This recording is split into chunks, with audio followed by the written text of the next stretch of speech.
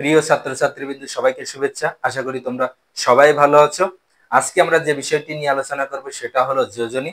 তোমরা অনেকেই এই যোজনীটা মনে রাখতে পারো না। এর কারণ হলো যে তোমরা এই যোজনী কি করো, মুখস্থ করো। অর্থাৎ এই মুখস্থ করো যে কারণে কিছুদিন পরেই কিন্তু এগুলো ভুলে যাও। তো আজকে আমরা যে বিষয়টি বলবো যে আমরা কোনো যোজনী কিন্তু আমরা মুখস্থ করব না, জাস্ট একটা টেকনিক অ্যাপ্লাই করে আমরা বিভিন্ন মৌলের যে যোজনী সেটা আমরা মনে রাখার চেষ্টা করব। অবশ্যই আমরা মনে রাখতে পারবো। তবে এক্ষেত্রে তুমি যদি এই ভিডিওটি প্রথম থেকে শেষ পর্যন্ত মনোযোগ সহকারে দেখো, তাহলে আমার বিশ্বাস আজকের পর থেকে তোমার আর এই যোজনী আর কোনোদিন ভুল হবে না। তুমি খুব সহজে মনে রাখতে পারবে। এক্ষেত্রে তোমার কোনো মুখস্থ করার প্রয়োজন নেই। আমরা জাস্ট একটা টেকনিক, সেই টেকনিকটা অ্যাপ্লাই করে আমরা মনে রাখতে পারবো।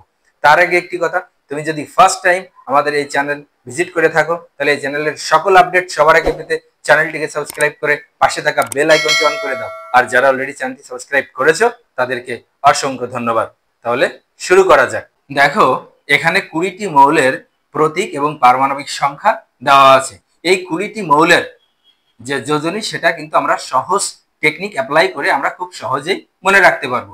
তবে তার আগে একটি কথা, যে এই যে 20টি মৌল আছে, এই 20টি মৌলের মধ্যে 3টি মৌল আছে, হিলিয়াম, নিয়ন এবং আর্গন। এই 3টি মৌল হলো নিষ্ক্রিয় গ্যাস। আর আমরা জানি নিষ্ক্রিয় গ্যাসের যোজনী শূন্য। এটা আমাদেরকে মনে রাখতে হবে যে নিষ্ক্রিয় গ্যাসের যোজনী শূন্য। তাই হিলিয়াম, নিয়ন এবং আর্গন এই 3টি মৌলের যোজনী কিন্তু আমরা শূন্য দিছি। ঠিক আছে? কেন নিষ্ক্রিয় গ্যাসের যোজনী শূন্য? কারণ এদের পরিপূর্ণ থাকে। হিলিয়াম বাদে অন্যান্য যে মৌলগুলো আছে তাদের অষ্টক পূর্ণ থাকে। আর হিলিয়ামের এমনি যে প্রথম যে শক্তি স্তর, ওর একটি শক্তি স্তর, সেটাও কিন্তু পরিপূর্ণ থাকে। যে কারণে এরা অন্য কোনো মৌলের সাথে যুক্ত হতে চায় না বা অন্য কোনো মৌলের সাথে ইলেকট্রন আদান প্রদান করে না। তাই এদের যোজনী শূন্য। এখন এই 3টি যে নিষ্ক্রিয় গ্যাস, এই 3টি নিষ্ক্রিয় গ্যাসের সাহায্যে কিন্তু আমরা অন্যান্য মৌলগুলোর যোজনী বের করব। কারণ অন্যান্য মৌলগুলো তাদের নিষ্ক্রিয় গ্যাসের, তার যে নিকটতম নিষ্ক্রিয় গ্যাস, এই নিষ্ক্রিয় গ্যাসের কাঠামো অর্জন করতে চায়। এজন্য কোনো কোনো ক্ষেত্রে এরা ইলেকট্রন ত্যাগ বা গ্রহণ বা শেয়ারের মাধ্যমে এই নিষ্ক্রিয় গ্যাসের কাঠামো অর্জন করে। তো প্রথমে যে মৌলটা দেওয়া আছে হাইড্রোজেন। তো আমরা জানি হাইড্রোজেনের পারমাণবিক সংখ্যা 1। ঠিক আছে? এর নিকটতম নিষ্ক্রিয় গ্যাস হচ্ছে হিলিয়াম, যার পারমাণবিক সংখ্যা 2। অর্থাৎ হাইড্রোজেন এর একটি ইলেকট্রন কম আছে হিলিয়াম অপেক্ষা। সহজ কথায় যদি আমরা বলি, হিলিয়াম এবং হাইড্রোজেনের মধ্যে ব্যবধান কত? 1। তাই হাইড্রোজেনের যোজনী কিন্তু 1। নেক্সট দেখো লিথিয়াম। তো লিথিয়ামের যে পারমাণবিক সংখ্যা 3, এর নিকটতম নিষ্ক্রিয় গ্যাস দেখো হিলিয়াম, যার পারমাণবিক সংখ্যা 2। অর্থাৎ হিলিয়ামের থেকে লিথিয়ামের একটি ইলেকট্রন বেশি আছে। ঠিক আছে? যে কারণে লিথিয়াম একটি ইলেকট্রন ত্যাগ করতে পারে, তাই এর যোজনী 1। যদি সহজ কথায় আমরা বলি, লিথিয়াম এবং হিলিয়ামের মধ্যে ব্যবধান কত? 1। এরপরে হচ্ছে বেরিলিয়াম। দেখো, বেরিলিয়ামের পারমাণবিক সংখ্যা 4। এর নিকটতম নিষ্ক্রিয় গ্যাস হচ্ছে হিলিয়াম, যার পারমাণবিক সংখ্যা 2। অর্থাৎ 2টা ইলেকট্রন বেশি আছে, যে কারণে বেরিলিয়ামের যোজনী কত? 2। কারণ 2টা ইলেকট্রনে ত্যাগ করে। তো সহজ কথায় বললে যে হিলিয়াম এবং বেরিলিয়ামের মধ্যে ব্যবধান কত? 2। তাই এর যোজনী 2। অনুরূপভাবে বোরনের পারমাণবিক সংখ্যা 5। এর নিকটতম নিষ্ক্রিয় গ্যাস হচ্ছে হিলিয়াম 2, ব্যবধান 3। তাই বোরনের যোজনী কত? 3। দেখো, খুবই সহজ। যদি তুমি এই ভিডিওটি মনোযোগ সহকারে প্রথম থেকে শেষ পর্যন্ত দেখো, তাহলে এটা খুব সহজেই বুঝতে পারবে। নেক্সট হচ্ছে কার্বন। কার্বনের পারমাণবিক সংখ্যা 6। এর নিকটতম নিষ্ক্রিয় গ্যাস দেখো উপরের দিকে, দেখো এদিকে হচ্ছে তোমার 2 আর এদিকে হচ্ছে 10, মাঝখানে কত?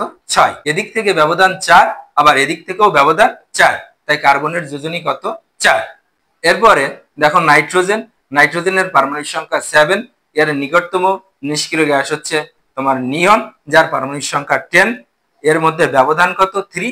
তাই এর যোজনী কিন্তু 3। নাইট্রোজেনের মেইনলি যোজনী 3। এর যে নিকটতম নিষ্ক্রিয় গ্যাস নিয়ন অপেক্ষা এর 3টি ইলেকট্রন কি আছে? কম আছে। তাই নাইট্রোজেন 3টি ইলেকট্রন তোমার শেয়ার অথবা গ্রহণ করে। আবার ক্ষেত্র বিশেষ কোনো কোনো ক্ষেত্রে নাইট্রোজেনের যোজনী কিন্তু 5ও হয়। কারণ এদিক থেকে দেখো 2 আর এদিকে 7, ব্যবধান হচ্ছে 5। কিন্তু সেটা খুবই রেয়ার। সচরাচর 5 যোজনী প্রদর্শন করে না। নাইট্রোজেনের সচরাচর যে যোজনী সেটা হলো 3। এরপরে দেখো অক্সিজেন, অক্সিজেনের পারমাণবিক সংখ্যা 8, এর নিকটতম নিষ্ক্রিয় গ্যাস নিয়ন, ব্যবধান হচ্ছে তোমার 2, তাই অক্সিজেনের যোজনী হচ্ছে 2। ফ্লোরিনের পারমাণবিক সংখ্যা 9, এর নিকটতম নিষ্ক্রিয় গ্যাস হচ্ছে 10, এর মধ্যে ব্যবধান হচ্ছে 1, তাই ফ্লোরিনের যোজনী কত? 1। আর নিয়নের তো 0। ঠিক আছে। এরপরে দেখো সোডিয়াম, সোডিয়ামের পারমাণবিক সংখ্যা 11, আর এর নিকটতম নিষ্ক্রিয় গ্যাস হচ্ছে নিয়ন, যার পারমাণবিক সংখ্যা 10, ব্যবধান হলো 1, তাই সোডিয়ামের যোজনী কত? 1। এরপরে দেখো ম্যাগনেসিয়াম, ম্যাগনেসিয়ামের পারমাণবিক সংখ্যা 12, এর নিকটতম নিষ্ক্রিয় গ্যাস হচ্ছে 10, ব্যবধান কত? 2। অর্থাৎ যে ওর নিকটতম নিষ্ক্রিয় গ্যাস নিয়ন অপেক্ষা ম্যাগনেসিয়ামের 2টা ইলেকট্রন বেশি আছে, তাই ও 2টা ইলেকট্রন ত্যাগ করতে পারে, যে কারণে এর যোজনী 2। আর সহজ কথায় বললে এই যে নিয়ন আর ম্যাগনেসিয়াম এর মধ্যে ব্যবধান হচ্ছে 2, তাই যোজনী 2। এরপরে দেখো অ্যালুমিনিয়াম, অ্যালুমিনিয়ামের পারমাণবিক সংখ্যা হচ্ছে 13, আর এর নিকটতম নিষ্ক্রিয় গ্যাস হচ্ছে তোমার নিয়ন, তার হচ্ছে 10, ব্যবধান হচ্ছে 3, তাই অ্যালুমিনিয়ামের যোজনী কত? 3। এরপরে দেখো সিলিকন, সিলিকনের পারমাণবিক সংখ্যা হচ্ছে 14, এর নিকটতম নিষ্ক্রিয় গ্যাস দেখো এদিকে হচ্ছে 18, তাহলে এক্ষেত্রে ব্যবধান 4, আবার এদিকে দেখো 10, এক্ষেত্রেও ব্যবধান 4, যে কারণে সিলিকনের যে যোজনী সেটা হলো 4। এরপরে দেখো ফসফরাস, ফসফরাসের পারমাণবিক সংখ্যা হচ্ছে 15, এর নিকটতম নিষ্ক্রিয় গ্যাস হচ্ছে আর্গন 18, এদের ভিতরে ব্যবধান হচ্ছে 3, তাই ফসফরাসের যোজনী 3। আবার এদিকে দেখো নিষ্ক্রিয় গ্যাস হচ্ছে নিয়ন, যার 10, ব্যবধান হলো 5, তাই এর যোজনী 3 আর 5। ফসফরাস এই দুইটা যোজনী প্রদর্শন করে 3 এবং 5। এরপরে দেখো সালফার, সালফারের পারমাণবিক সংখ্যা হচ্ছে 16, এর নিকটতম নিষ্ক্রিয় গ্যাস হচ্ছে আর্গন, তার পারমাণবিক সংখ্যা 18, ব্যবধান হচ্ছে 2, তাই এর যোজনী 2। তবে সালফারই এর ভিতরে কেবল ব্যতিক্রম 3টা যোজনী প্রদর্শন করেছে, 2, 4 এবং 6। এটা আমরা যদি মনে রাখতে পারি তাহলে বাদ বাকিগুলো আমাদের একেবারেই সহজ হয়ে যাবে। তারপরে একটা টেকনিক অ্যাপ্লাই করে আমরা 2, 4, 6টা মনে রাখতে পারি।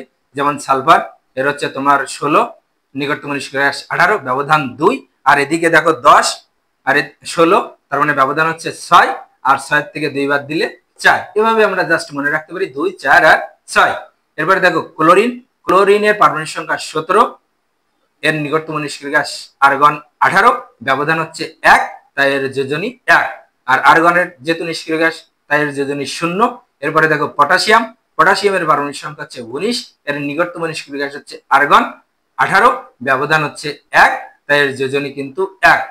আর এদিকে ক্যালসিয়াম, ক্যালসিয়ামের পারমাণবিক সংখ্যা হচ্ছে 20, তাহলে এর নিকটতম নিষ্ক্রিয় গ্যাস হচ্ছে আর্গন, আর্গনের হচ্ছে 18, তার মানে 2টা ইলেকট্রন বেশি আছে, তাই 2টা ইলেকট্রন সে ত্যাগ করতে পারে, তাই এর যোজনী 2।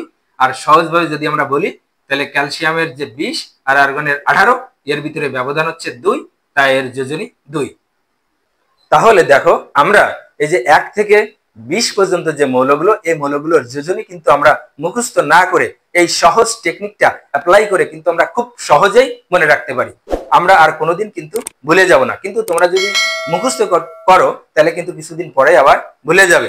তাই এই একটি টেকনিক অ্যাপ্লাই করে কিন্তু আমরা খুব সহজেই এই 1 থেকে যে 20 পর্যন্ত মৌলগুলো আছে এই মৌলগুলোর যোজনী আমরা মনে রাখতে পারি।